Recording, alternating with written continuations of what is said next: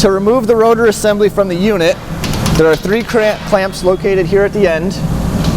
We'll disengage these.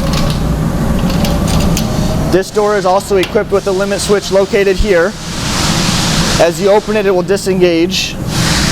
We will pull the rotor assembly out.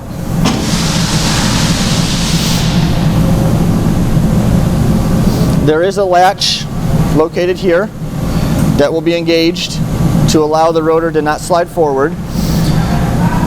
To pivot the rotor assembly out, there is a lever here that will be lifted, shifted out of the way. This will allow for the rotor assembly to be rotated out. After it gets to the end of travel, this switch will lock it in place so that way the rotor can't go anywhere, and then the screen can be removed.